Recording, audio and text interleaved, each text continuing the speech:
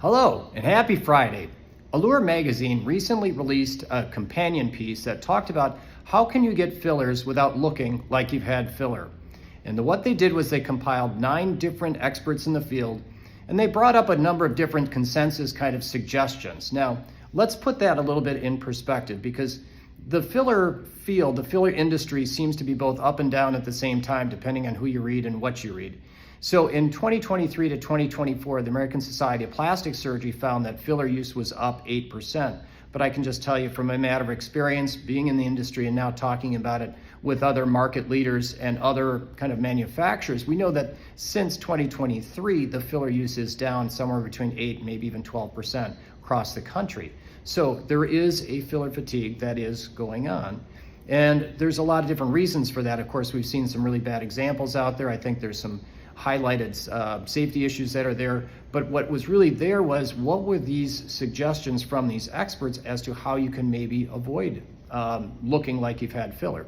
And their first suggestion was, find an experienced injection specialist that doesn't look really altered or unnatural, because of course, not only should that experience mean a great deal, but their basis for experience and their aesthetic norm that they're looking to achieve will also be expressed in part by their own appearance. Somebody who has big unnatural lips might feel that that is the desired outcome, and even though they'll tell you, I always want to be natural, in their mind that might seem to be natural. So again, keep that in mind when you're seeking out your injectors. Number 2, it is to book the consult, but don't actually perform it the same day. Give yourself some space. You want to be able to have a consult where you can get some information from these providers, get an idea of their style, get an idea of their aesthetic kind of outcomes that they're looking to achieve. You can even look for pictures on their behalf to see what they also feel is the appropriate outcome as well. So don't feel pressure. If you feel that there's pressure to do a treatment that day, and especially a large volume treatment, that's a big, clear red flag to walk away. Number 3, bring pictures of yourself. That's one of the best ways for us to be able to look back and to see, here's what we're trying to reestablish as a norm. Here's what we feel is your natural beauty. And so when we're looking for kind of an outcome, we're looking for restoration. We don't want to make people look different. We don't want them to look artificial. We don't want them to look like somebody new. In fact, one of the other 4th kind of components was, get that out of the way, was to talk about looking for improvements, but not perfection. So many times people are looking for fillers and they're trying to get every little line, every little imperfection kind of buffed away, smudged away, or filled away. And in fact, that's where you go from a good natural result to an unnatural overfilled result, is trying to chase perfection. So again, look for this. I have a plastic surgeon friend who always said, I'm in the improvement business, I'm not in the perfection business, and it definitely applies to fillers as well. One of the other thoughts is not to look for a lift with fillers. Now, there's a lot of that in the buzzword in the industry. Oftentimes people are saying, look, we're going to put something in here to restructure the face, we're going to lift up the cheeks. When you start trying to fill, you want to be able to restore volume, but when you start talking about lifting, you have to be careful, because if overdone, that's where you get overfilled cheeks. So yes, we'd like to get a more of a stylized kind of a look to this area, but if you're trying to put volume here and somebody's trying to tell you that they're going to lift the jawline, that's just simply an untruth. You want to be careful with people saying things of that nature. So when people overuse the word lift, I think that, again, that's somewhat of a red flag. Whatever number we're up to, start slow and gradually build. So again, there's always value in reproducibility and starting slow. That's how you get into those natural results. If you get large swings in appearance, obviously that's going to look a little less natural.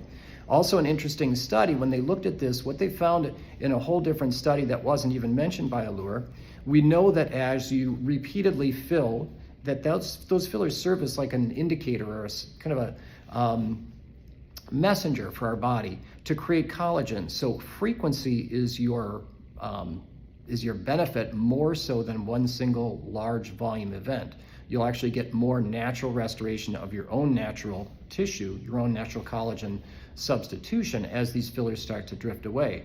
So think small and think more about frequency than one large big event. Stay true to your natural shape and size, especially when it comes to lips. So in ethnicity, of course, we want to be respectful of, let's say, a 50-50 ratio of the upper lip to lower lip. But when patients have small lips, you can't make them big. You can make them enhanced and you can do some really nice things for an enhancement level, but you can't take a small lip and make it big. It just won't look right. And somebody who already has a large lip, you have to be very careful about proportions. So you want to just do things that cause just a little bit of enhancement in those, but again, not losing sight of what your natural structure really started from. One other one, go light under the eyes. So fillers in the eyes themselves, very common, very popular. Small volumes can go a long distance. So again, it's something that we really like to do, but think small in that. The idea of using large volumes in there can end up making patients just look puffy or overfilled or just unhealthy. So large volumes around the eyes in particular can also be an issue. And then the last one is think outside the syringe. Now, as a surgeon, I think that I couldn't highlight this more. You cannot do everything with fillers. You can't do full face restoration. You can't do full face rejuvenation. We know that aging is a deflation and a descent event. Now, fillers are going to help with the deflation part, but there are situations when surgery itself really just becomes the better solution. So if you take a tip from all of those patients or all of those kind of experts, choose an experienced natural injector, book your consults, but don't necessarily feel obligated to treat that day. Bring some pictures. Don't lift the face. Start slow. Stay true to your natural shape. Go light under the eyes. Think outside of the syringe. And think of balance, not perfection.